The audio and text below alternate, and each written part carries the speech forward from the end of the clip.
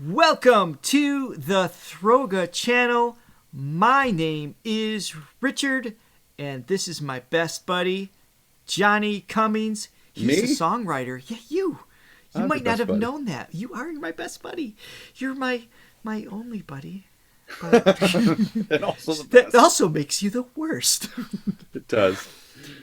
The full I spectrum. am a vocal coach if you're new here, and he is a songwriting coach, which is perfect for today's... We can't really call her guest. She's not here. It's a video, but we're going to call her guest anyway. Our virtual guest from the past, if we go back in time 24 years and watch a performance instead of an interview. When are we going to script these, Johnny? I don't know. Probably the sooner the better. Or So- I don't. It depends on who you ask. Just It bullet depends on who you point, ask. just some sort of guide so I know how I'm going to start the show. Lara Fabian is a singer and songwriter. We have just come to learn about her in the past month. She's Yeah. been around for a while. She's written shock of songs many people. we've heard and didn't know. So we're going to take on the song Broken Vow. And I do have some notes. So Eric Sicard, which is, we're going to find a little bit more about him. He's extremely knowledgeable as a fan or friend, or I don't know.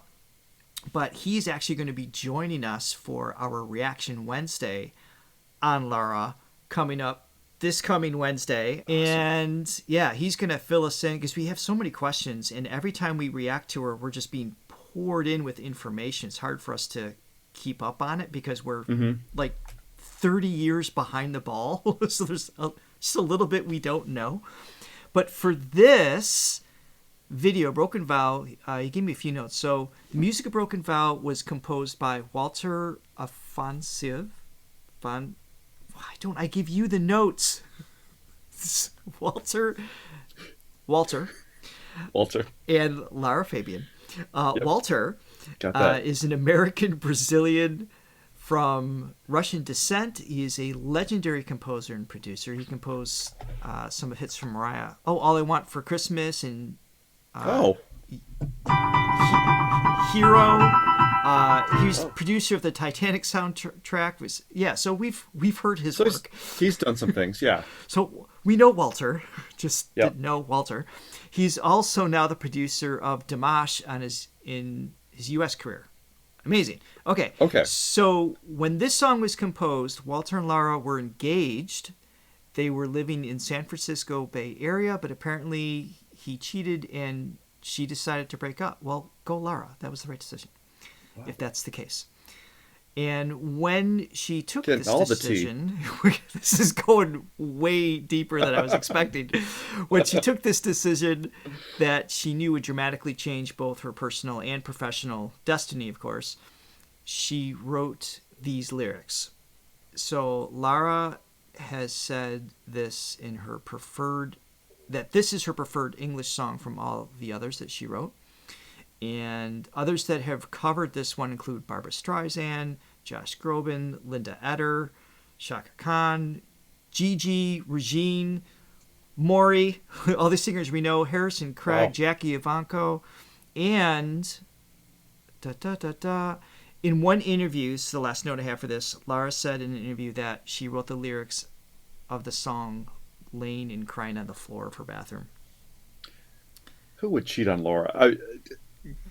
Anyway, that's neither here nor there. We're not going to go there. We're not going to go there, but... Please, before we get started, hit like and subscribe and ring the bell so you are always alerted to the content we are coming up with next. That was really not great, but you get the idea. Those are the buttons that go with everything Johnny said. Please.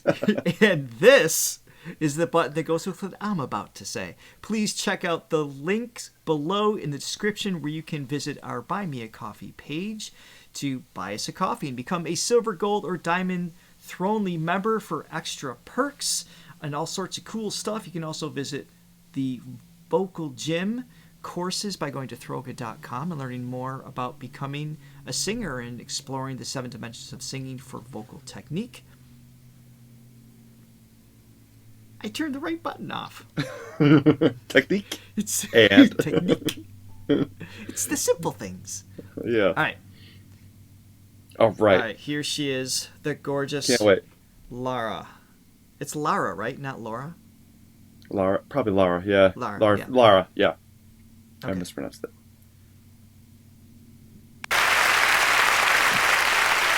I truly believe it's impossible to explain how you genuinely write a song. Something happens that I can't say with words. It's like something crosses my body. A melody comes out of me, and then suddenly that melody speaks.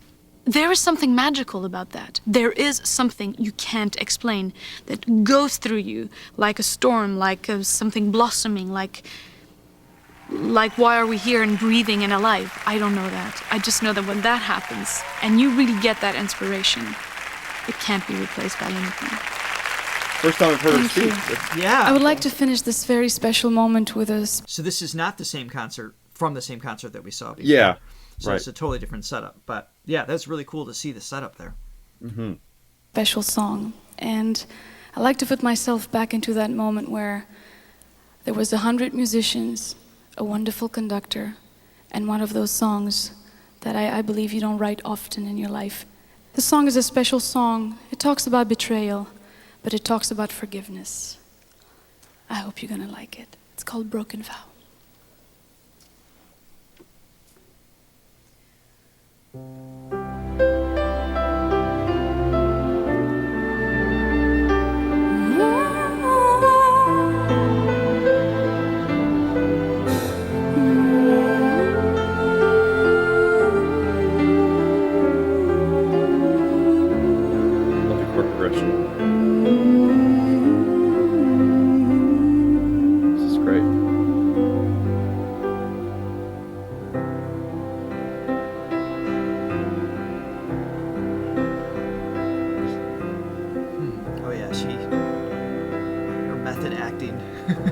Singing. Yeah.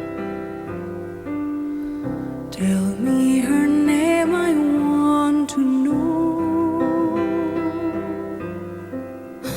the way she looks and where you go. I need to see her face, I need to understand why you and I came to an end.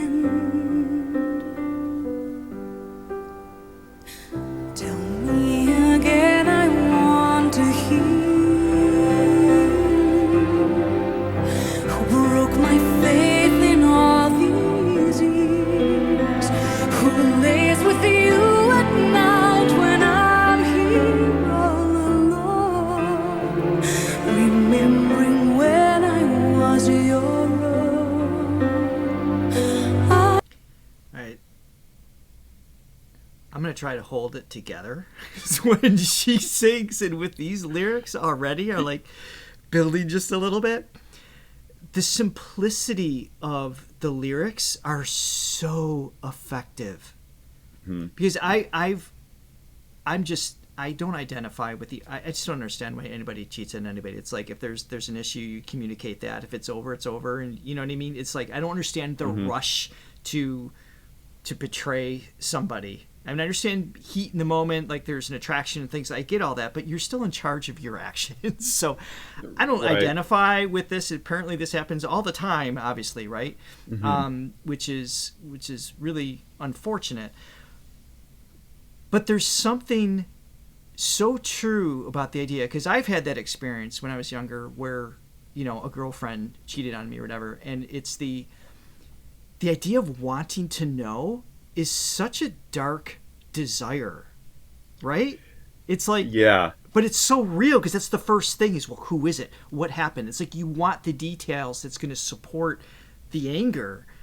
It's such a toxic thing. It's a weird it's that, you know, searching on social media for the new person that your ex is dating or something. Yeah, you know, it's gonna make you miserable, but there's this thing that's compulsion to do it anyway. It's a weird what obsession. A terrible thing that we do as humans to ourselves. It's like we replay that action. I suppose it's trying to on some level make yourself feel better with the idea of like you want to be angry to like drown the sorrow, the loss, or like you're looking for, I think, rationalization, right? It's like why this happened because it's beyond what you would have done or thought could have happened, maybe.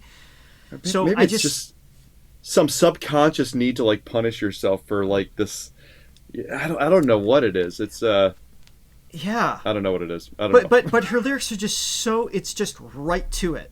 Like first line in some of the best songs, I would argue that first line supports the chorus. There's always like this magical tie-in. It's like, this is where we're going. This is the story. Tone also, we talk about this all the time in the studio. You need to capture that first line. We'll retake 1,000 times if you have to, because you are creating the emotional intent for the rest of the song. You let the listener know, this is the direction we're going to go in.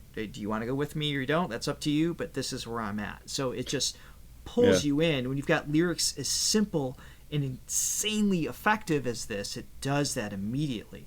It was actually some of the best advice I ever got was from an A&R person early on in my songwriting career, and she basically said, if you can summarize the whole song in that first line, or say something that's like basically maps the whole thing out in the first line. If you could say it all in some way, then that's the start of a great song. And it keeps you on top. When we were writing for Josh Groban, right? When we were from Warner Brothers, I remember her. I remember that statement. It was like, oh yeah, that's a really good point. And I haven't forgot it since, and I do it every time. It's like that first line. Make sure that's saying it. It's laying it all out in some way. Beautifully executed right away. Okay, I'm going to let it go further, obviously.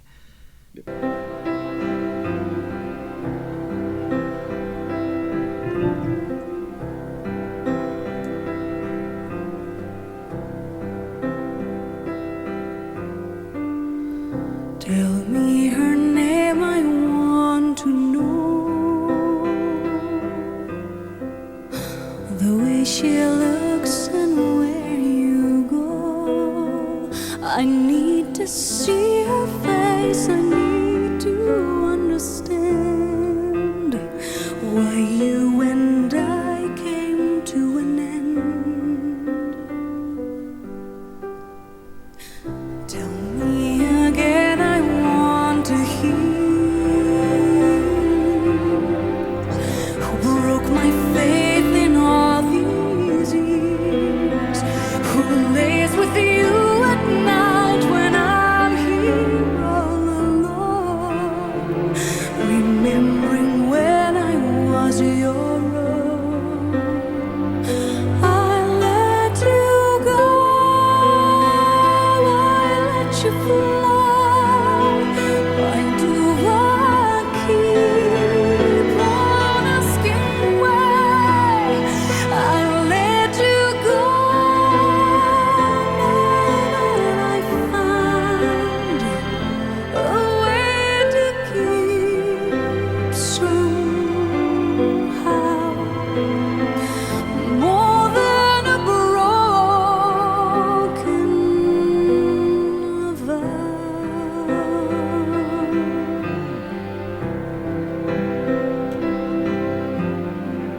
Tell me the words I never said.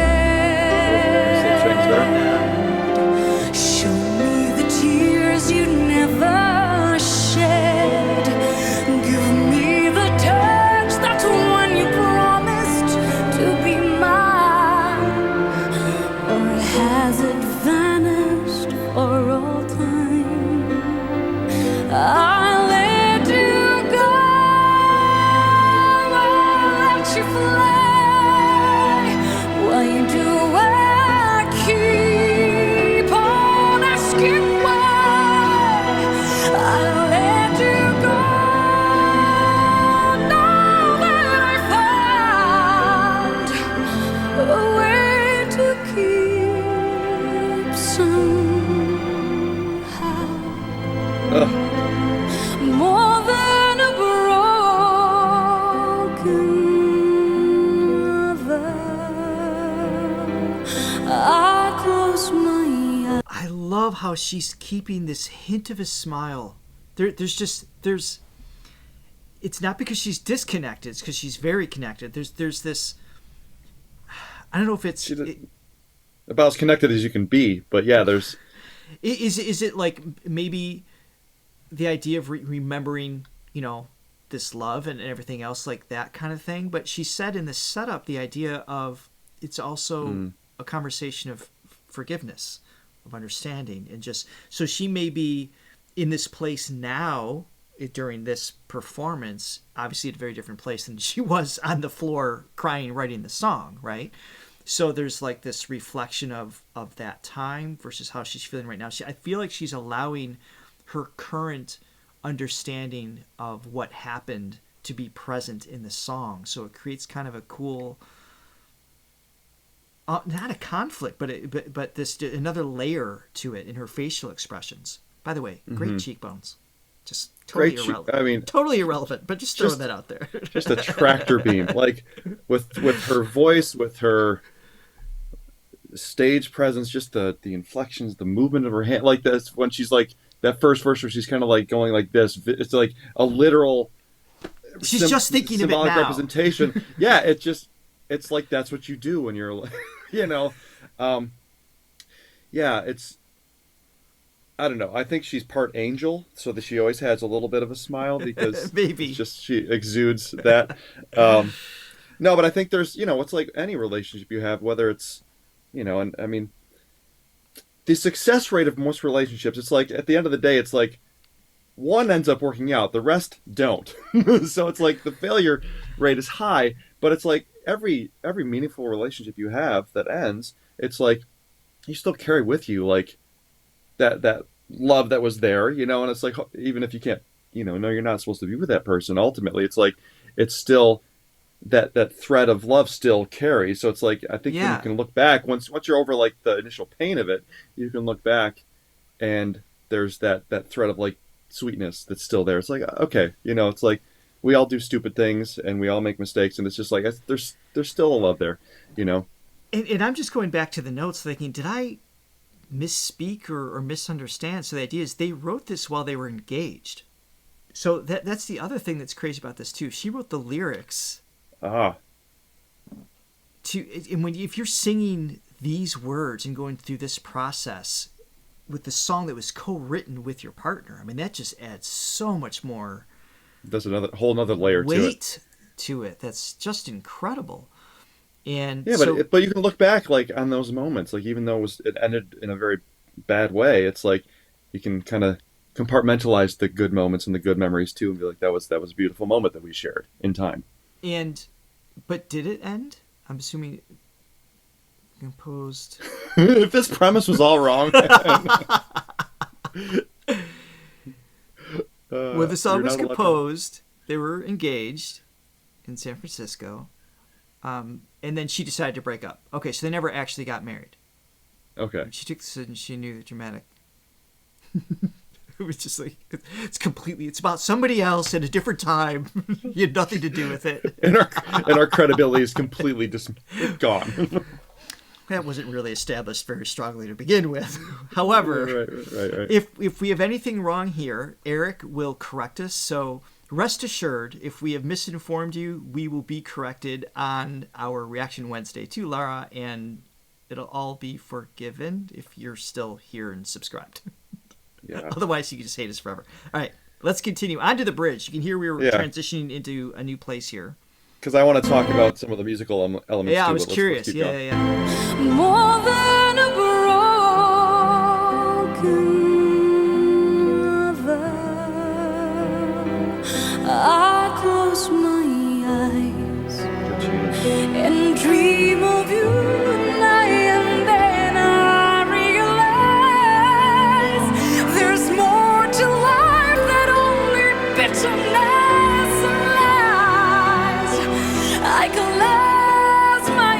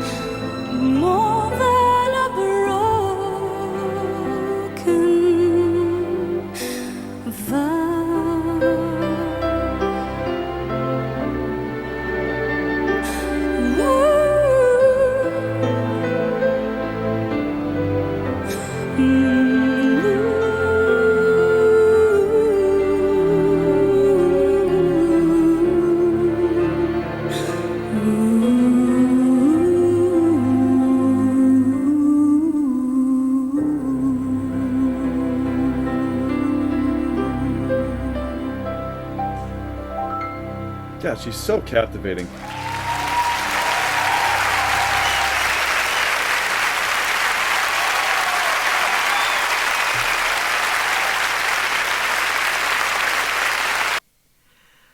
Couple things. I love her. It's awesome. Before I forget, and I want to talk about the music too.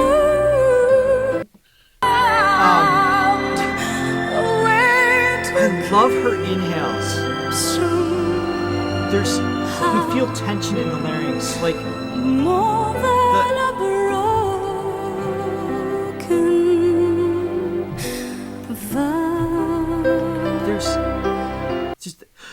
There's that like tension in the gut, right? The abdominal muscles are tight. There's a squeeze around the lungs. That's that emotional side from her brain just influencing her body's gestures, and includes tension. So on the inhale, you could feel like it's whether someone's about to cry or just an elevated sense of emotion taking place. And she allows that in between. It's never about, oh, here's my next line or here's the next thing. She's never distracted, or at least doesn't give the impression that she's thinking about what happens next. It's just living in that moment. I think we mentioned this before. She's just... Well, that's what she specializes in. It's this zen of like, this is what I'm experiencing right now. Even if my life experience since then has altered, this is my new version of it that's just so present.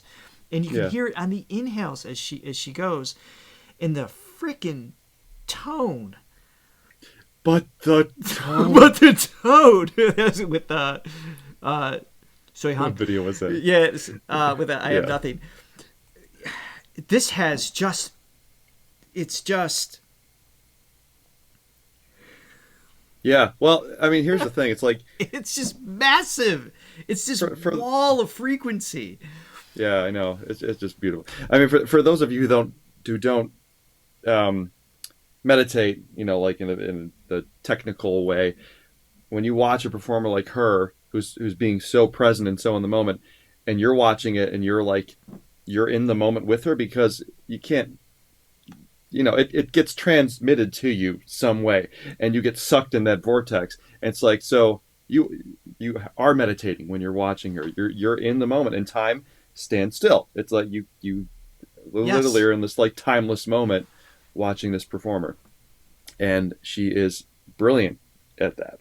If she led, especially when the bridge came in and she got a little more aggressive with her delivery, air pressure, tone, all of that. If she sustained that in a way of it being, I don't know, more the heartbroken sense of things. Like if she started to cry towards the end of this song, I would have been a mess.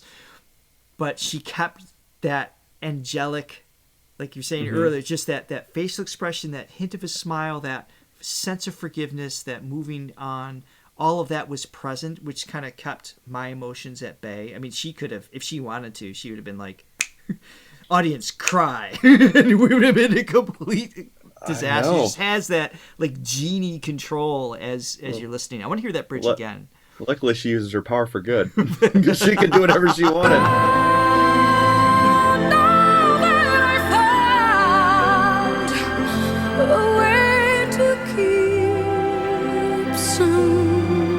I love this melody too. It's great. More than a broken vow.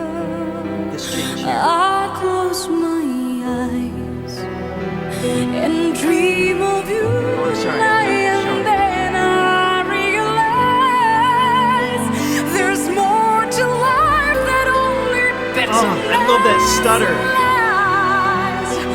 I collapse. There's more to life that only better. It was like a little vibrato it was just a little forceful. It drove it a little sharp in exactly the way it should be. It wasn't sharp like wrong note. It was sharp like it adds to the that elevation of emotion there that makes it so conversational. And then you get the grit right after that. I realize there's more to life than only bitterness and lies. I close my eyes.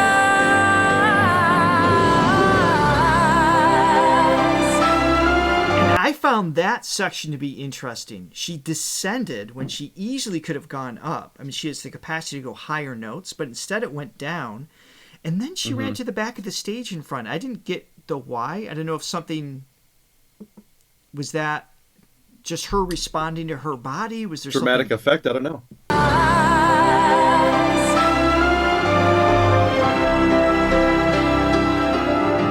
Maybe it was just going to the piano.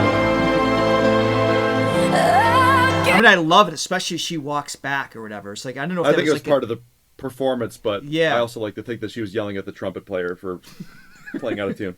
All right, so talk to me musically. What's going on here? Well, yeah, like immediately I was just struck by sort of the musical theater aspect of sort of the melody and the chords. I mean, the melody particularly. I mean, that's a very, that's sort of a musical approach. And then, I mean, that's awesome. Great. Like that's super cool. And then, so the later verse. So instead of going to this, so initially it's C, F, but then the second verse they do this little thing, which you miss it if you're not paying attention, but it gives it a little bit more of a dramatic thing. So it goes to the F minor chord, just gives it a little bit more of that drama. Okay, and then I love the yes, it just settles down. And that's the power of harmony and chords. So you're basically taking the same melody, right? First time, and the second time it's the same thing. But the chords underneath it are what inform the feeling. So it's a C, G, goes to A minor. Yes. And then it goes to the F. And then C, G, and sometimes they go into the A minor, you go back to the C. So that resolves it. So that A minor, it just gives it that little darkness to it, little sadness. Lets it but linger longer. But it also implies, okay, there's another line. It's like almost sounds incomplete. And because it can't end like that. It doesn't sound resolved. So there's that little hopefulness at the end. But I love that. I'm curious where she wrote the lyrics. She's credited with that, but I'm very curious on what influence she has, or if she actually wrote the melody itself. Was the melody played out on the piano and then she wrote lyrics to it, or did she just start singing so the melody's also hers in a sense, or is there a combination? And that may not be like a formula for every song. Yeah. But I'm curious how, and Eric might have some more insight to that as well, because we're gonna dive into a lot more of her songs and learn more about her. And yeah, I can definitely see how this song was covered by so many people too, especially Josh Groban. I've never heard it. Once again, have you heard this one? No, I'm astounded watching her, like how we didn't know it. I mean, I like to blame it on just our media, that she wasn't. If it's not on the radio, yeah. At this time, before YouTube and all that stuff, you're talking, 90s, early 2000s. It's just, if it wasn't on the radio, it just, or you didn't have a specific interest in it, or someone didn't introduce you to it. There's so many of our viewers are so frustrated with us that we didn't know she existed. I'm like, there's 8 billion people on the planet. We didn't know about this one. I know. For as accessible as the internet and YouTube and all that stuff is for finding these, and Spotify, it's out there. It's at your fingertips. I mean, thank God for you guys. If you're not actively seeking it out, which, because I do music 7 days a week. Sometimes when I have free time, I just want to listen to the birds chirp, or like even listen to the dryer. I've been teaching for 25 years. I've always said my students are my radio, because unless they bring the song to me, I don't know what exists. Because outside of that, I'm listening to my favorites, my classics, my whatever. It's on repeat. So. Yeah, me too. And so this is another blessing of this channel, is that it leads us to these people that are amazing. Incredible. All right, well, we're going to learn a lot more about her very soon. Be sure to look out for the link for that on her channel. If you're just seeing this now, it's coming up this coming Wednesday. If you see it after whatever this coming Wednesday is, then go back and find it. That is your instruction. Because that's easy, because the internet, you can do that now. Yes, you can press buttons and it'll take you to places and things. All right, everyone, have an amazing day. Thank you for joining us. Bye. Bye.